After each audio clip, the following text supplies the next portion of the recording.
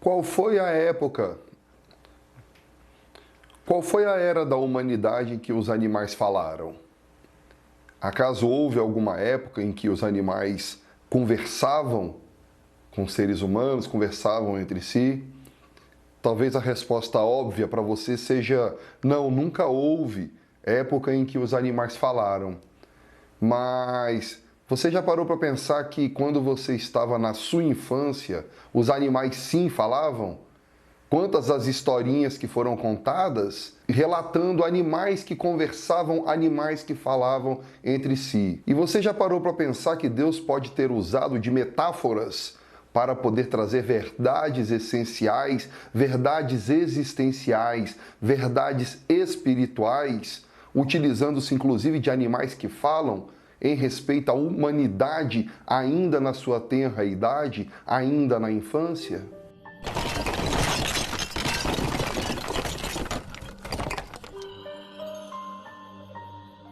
Quando a criança começa a ler, quando ela começa a se entender dentro das suas relações humanas, sociais, quando ela começa a ganhar consciência de mundo, consciência acerca de si, nós utilizamos de metáforas, de figuras de linguagem para poder expressar algo, para trazer uma verdade, mas nós revestimos essa verdade de modo lúdico, de modo facilitador para que aquela criança, sim, aquela criança compreenda a verdade essencial. Por exemplo, nós pegamos a história dos três porquinhos. Os três porquinhos, quando nós contamos a história para as crianças, nós estamos falando sobre a necessidade que nós temos de trabalhar arduamente para poder conquistar algo, para poder ter segurança.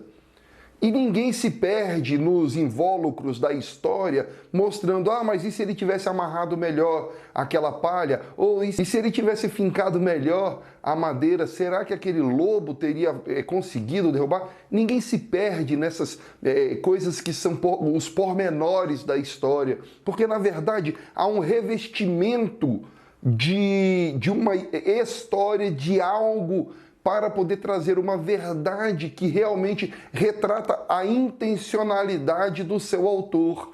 E por falar em intencionalidade do seu autor, quando nós olhamos as Escrituras, Deus, utilizando-se de uma metáfora, ele se utiliza de um animal que falava, envolvido ali, enrolado numa árvore, em que ele chega para Eva e diz: ei, psiu, psiu, Eva, olha como é mostrado de uma forma tão lúdica de trazer uma verdade sobre algo que, uma vez tendo alcançado a consciência do ser humano, ele entra e agora ele gera uma transformação. Sim, eu estou afirmando categoricamente: não havia serpente, não havia cobra, não havia maçã, não havia fruta, não havia árvore. Porque da mesma forma como a Escritura diz lá em Apocalipse que a antiga serpente é agora o grande dragão, mostrando o crescimento de um intento maligno, assim ele fala que a árvore da vida, em outra passagem, ele é o rio que flui de águas vivas,